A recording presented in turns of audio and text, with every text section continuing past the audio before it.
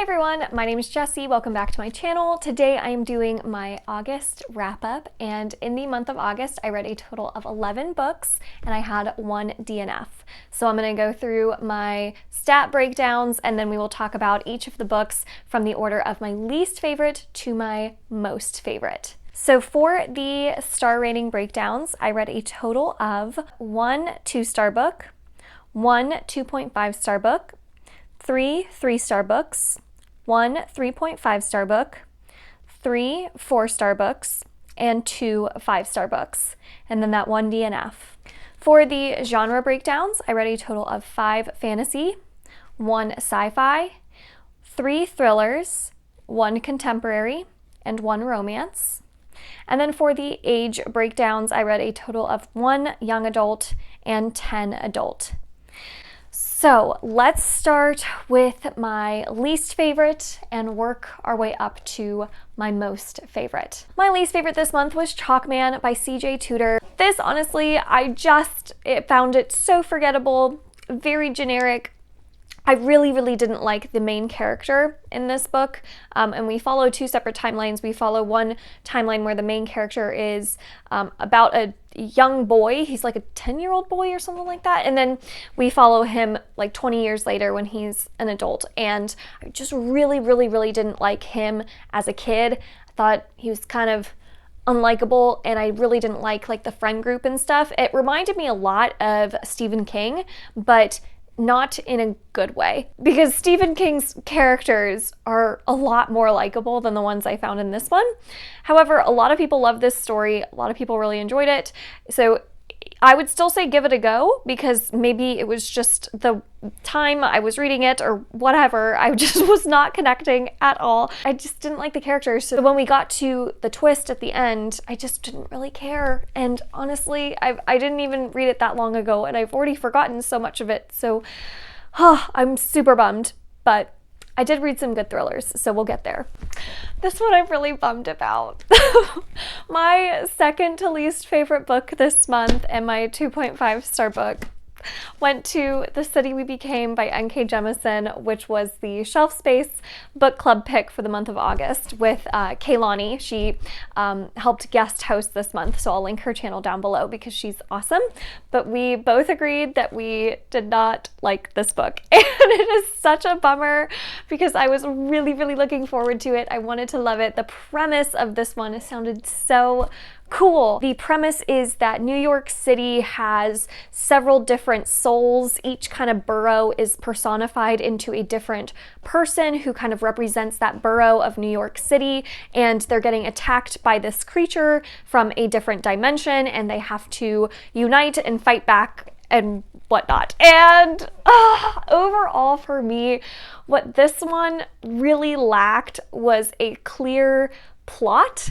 Like I could sense what the overarching plot of the story was, but there were so many questions that I had and so many plot conveniences that I just really couldn't connect to the story whatsoever. The other thing with this one is it's a very stylized writing style. So it's N.K. Jemisin, which I've heard her writing is very love or not so much. And for me, I just could not connect. I was so disappointed. I will say the characters, I think some of them were done really well. The characters that embodied the Bronx and Brooklyn in this book were definitely the highlights, but some of the other characters I just really didn't connect with at all. I really didn't sense a strong personality from some of the others. And the ending of this one, we definitely build up towards a pretty big epic battle at the end, and then it's kind of a fade to black where something happens and you're like, okay, here we go, here comes the big battle, and then it cuts to the epilogue.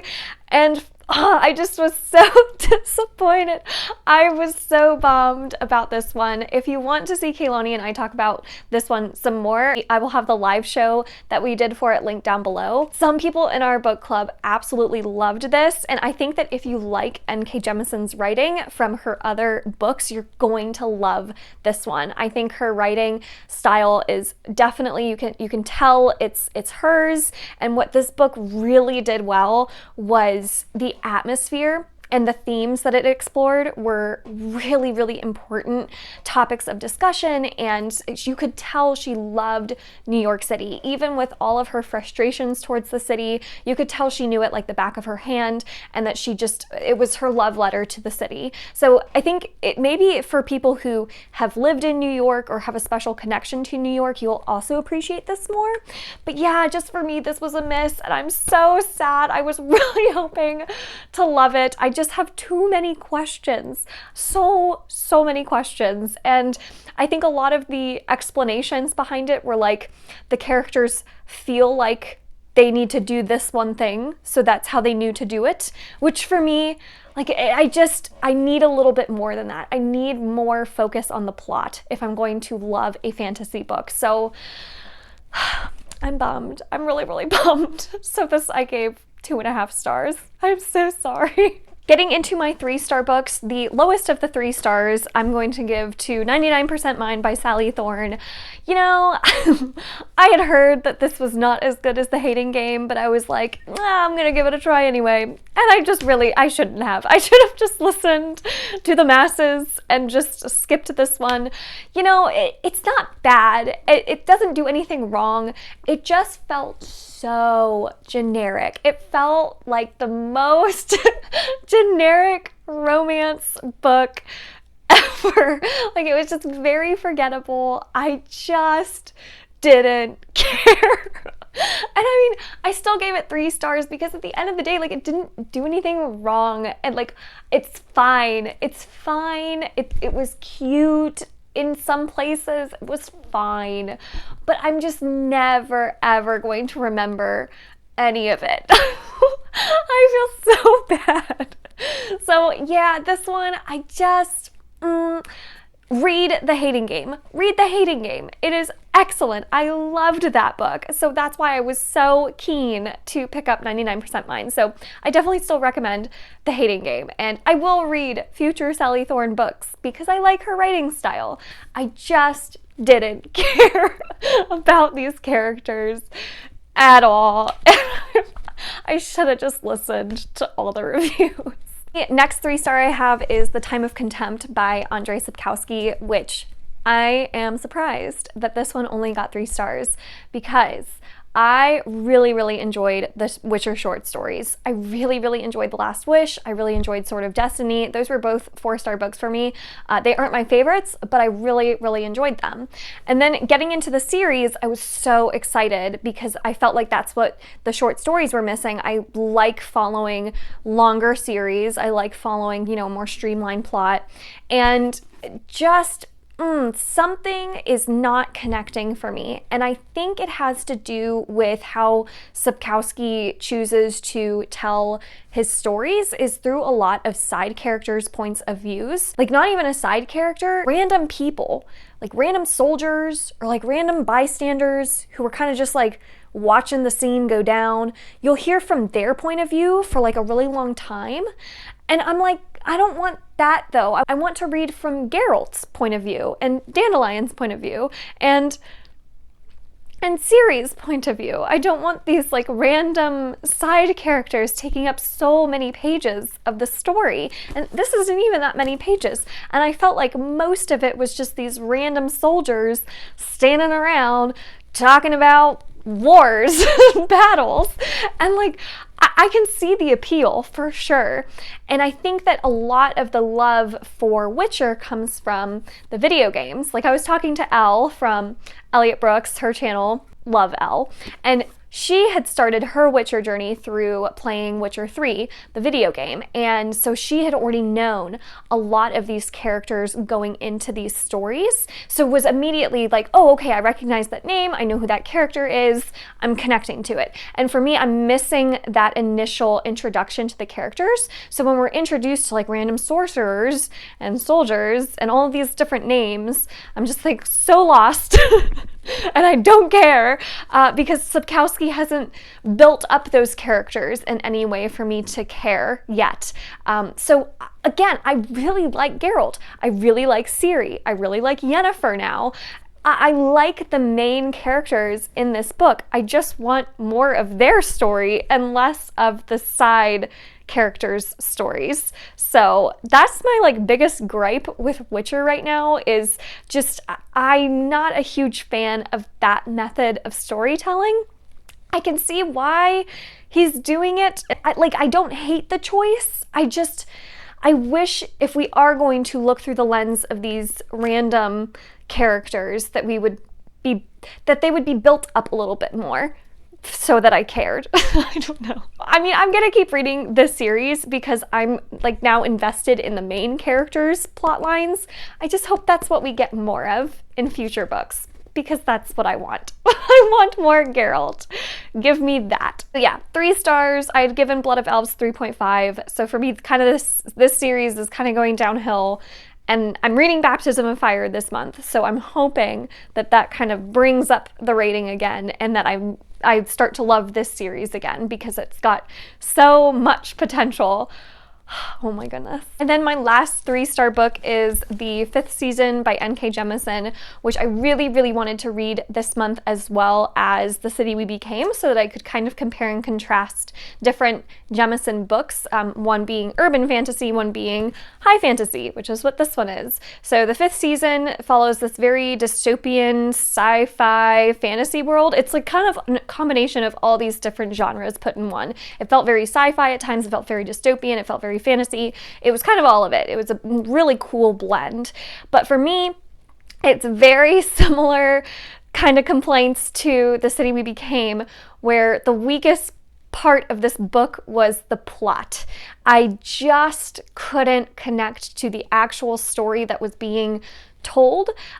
Writing style was beautiful. Like objectively, I think this writing style is stunning and beautiful, and like she won the Hugo Award for it, so obviously she's doing something right, and I am totally just missing something. I'm definitely in the minority on this one. I just can't totally fully connect to the writing style because I can't discern what the plot is of these books. I think, you know, she has these overarching plots that you know where the book is going. You know what the direction of the plot is. There's just so many side tangents that there's no sense of urgency towards the end of the book. Like I never felt like our characters had this sense of urgency. And if you don't know, this book starts off following a character of a mother who has recently lost her son. He was tragically murdered, and she's going after her missing daughter. And so you're following that perspective. That's one of the perspectives that you're following. And I thought I would feel so much emotion from that character, but I didn't feel like there was this urgency to find that missing daughter. It very much felt like we were going off on these side tangents, and these subplots were kind of taking over the main plot, that I was like, why are we talking about the daughter, the missing daughter? I will say though, what was really cool about this one that definitely made me like it more than The City We Became was just the whole idea of the magic system and the world in this story. There are these humans who are almost like, they don't call themselves humans, they call themselves orogenes, who have the ability to kind of manipulate the earth underneath them and like sense the earth underneath them. And like quell earthquakes or cause earthquakes, and they have this like connection to the earth, and it is so cool and so unique and so unlike anything else I've ever read. I really loved that aspect of the story. I just wish we had more of an explanation on how it worked. I felt very confused the whole time I was reading this. It was very similar to where I felt very confused while I was reading The City We Became. I felt very confused reading the 5th season. The other thing, I think it had a lot to do with the characters. We follow 3 main perspectives, and at the beginning of the novel, not one of those characters really knows all of the answers to their own stories. Like, they all have a lot of questions. They're all kind of put into these situations that are very foreign to them, where they don't know what's going on. And so you as the reader also don't know what's going on because your characters don't know what's going on. And that was probably intentional, but I just don't love being confused and in the dark while reading a fantasy book. I can deal with that when I'm reading like contemporaries or thrillers because we're in our world. But if it's in a fantasy world, I really, really want to know what's going on. I don't want to be confused. And so for me, I couldn't connect to this book because I had so many questions throughout the whole book. I was so confused, really bummed. I will say, again, there were some really awesome moments in this book, and the ending, how it all comes together, truly is brilliant. It's unlike anything you'll read, so I can't help but recommend this book. I mean, you gotta give it a try. You have to see if N.K. Jemisin is for you because so many people love her stories. You just have to see if it's for you, because if you love it, I think it's going to be one of your favorites. So definitely still give it a try. Even though it's not for me, this is definitely one I'm going to still recommend on my channel just because I know how beloved it is in the community and how well received it was. I mean, she won the Hugo Award, so I'm obviously missing something. Again, 5th season, it wasn't for me. I won't be continuing on, but I am still going to try to give N.K. Jemisin's other books a try. I know that she has the Inheritance trilogy. I know that she has the Dreamblood duology. Question for you all, if you've read all of Jemisin's books, which one would you recommend to me, kind of given my complaints with the 2 books that I read from her this month? Would you recommend Dreamblood or would you recommend Inheritance for me to try next? The next book I have is my 3.5-star book, which is The Breakdown by B.A. Paris. I had a full like mini thriller wrap-up earlier this month where I talked a lot about this. And another one where there's just a lot of frustration. This one, I loved Behind Closed Doors by this author. So I was just really excited to pick up anything B.A. Paris after reading Behind Closed Doors. And this one, I have to say the writing style is very, very easy to get into. It's very easy to consume, and you can just finish this in like a day because they're so easy to read.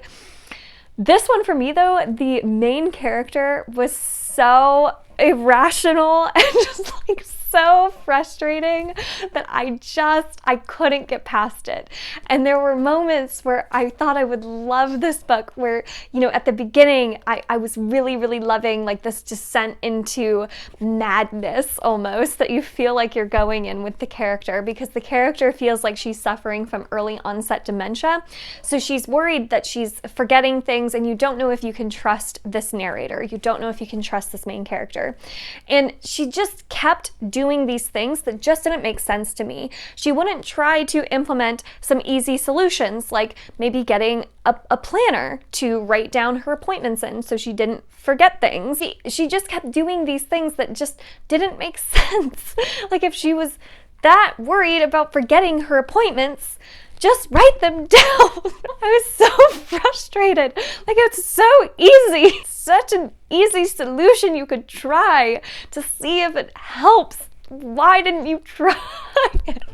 I was just really frustrated with the main character. I really liked some of where this went. I didn't love some of the other stuff. I thought like the ending was great, and then the very, very ending was just dumb. Like, there were great moments in this. There were not so great moments. Overall, do I recommend it? No.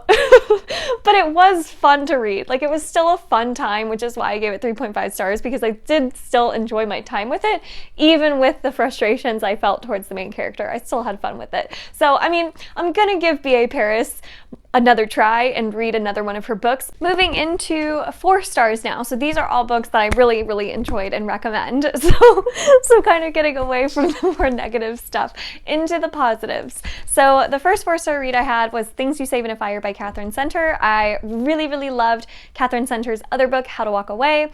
I already talked about this in my mini wrap-up for the month of August, so I'm not going to go too much into it. If you want to see more thoughts, you can check that out. But overall, I really, really enjoyed this. I thought the build-up for the romance was not so great. I thought the romance was kind of the weakest part of this book, but overall, I really liked the female firefighter aspect. I liked the big ending that this led up to. I liked how it all wrapped up in a really neat little bow. So if you don't like stories that do that, maybe this is not for you. But I personally really, really enjoyed it, and I thought the messages in this one were awesome. So I would recommend this if you want to read a book about a female firefighter who is fighting discrimination and kind of fallen in love. That's pretty much it. The next book I read that was 4 stars was True Life by Jay Kristoff. I really enjoyed this YA sci-fi series by Jay Kristoff, starting with Lifelike. I thought this was really, really fun.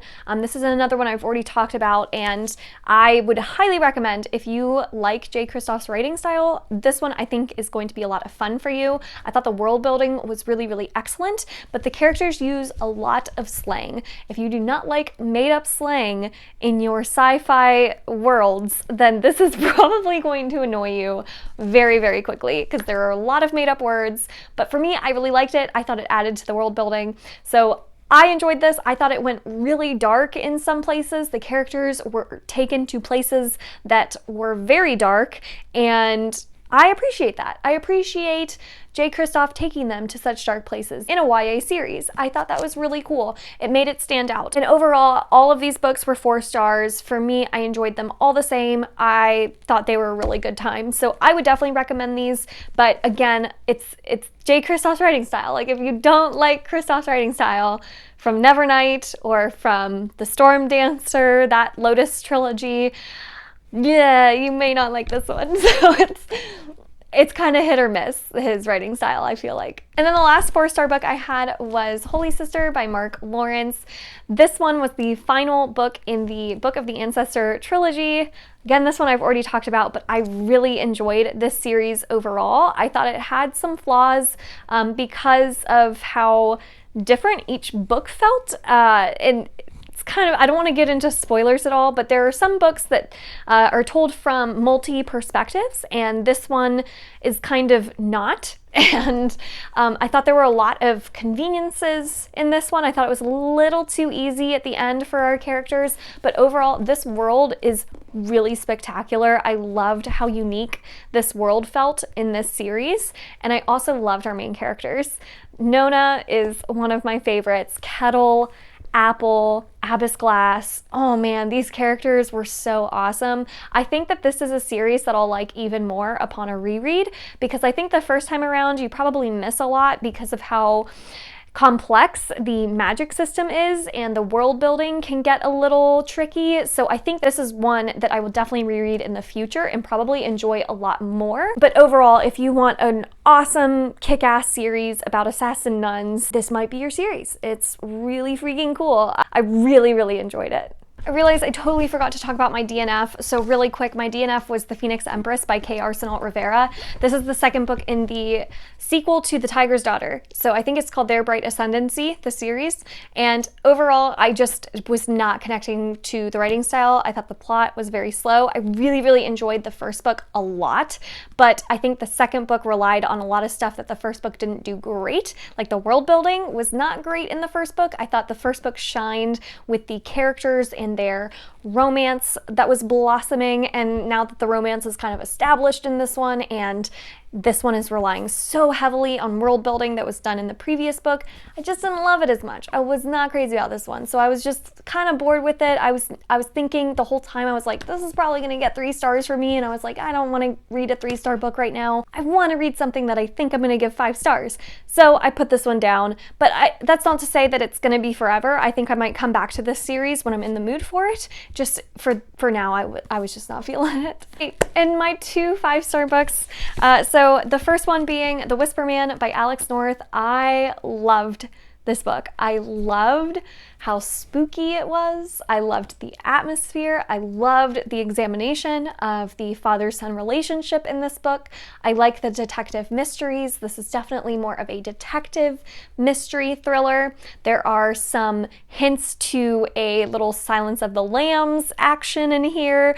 I loved this book, and it kind of creeped me out. Like, I'm not gonna lie, there were a couple of horror elements in this one that really took me by surprise. I wasn't expecting them, and I loved them. So this is one that I personally highly recommend, but I know it's not gonna be for everyone because it's a little bit more character focused. It's a little bit more of that detective mystery that not everyone's gonna love.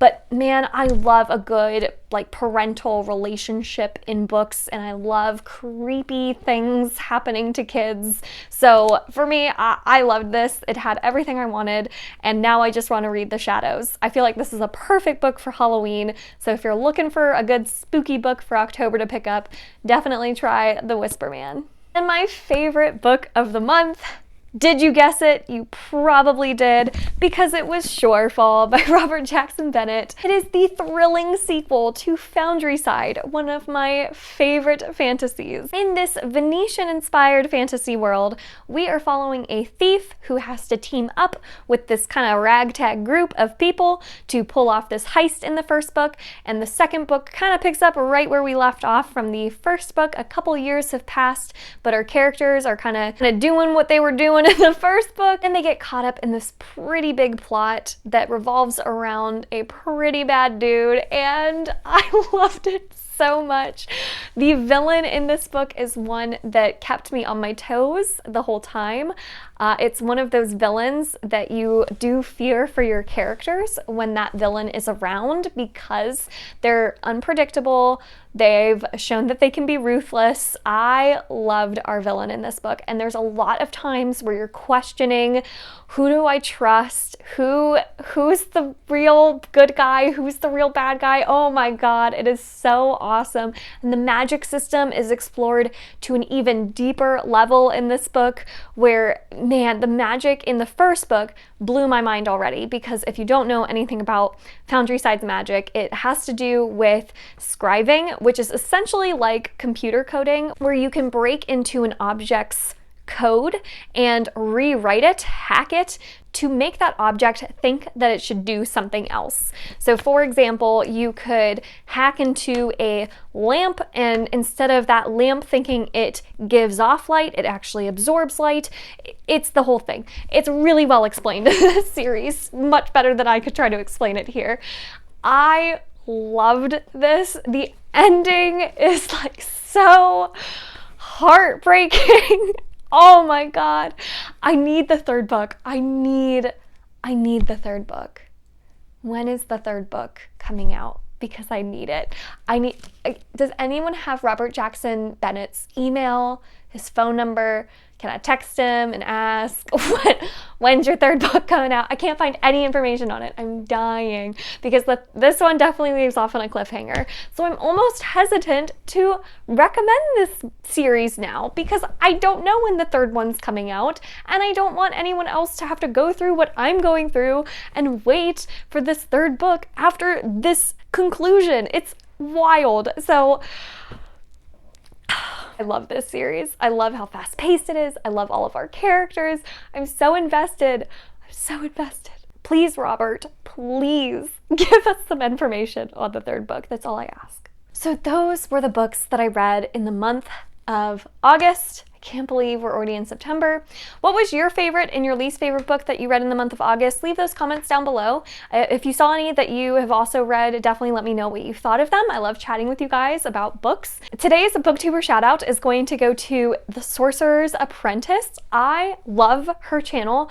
I just found it recently because of Alan over at the Library of Allenxandria. He recommended her channel, and I'm so glad he did, because I love the books that she's reading. She knows all of these underrated fantasy recommendations that I just haven't heard a ton about. So I highly recommend her channel if you're looking for really awesome fantasy recommendations. I love her demeanor. I love her personality. So definitely go check her out. Show her some love. I can't recommend it enough. Thank you all so much for watching this video. If you enjoyed it, make sure to give it a thumbs up, subscribe. I release new videos every Monday and Thursday.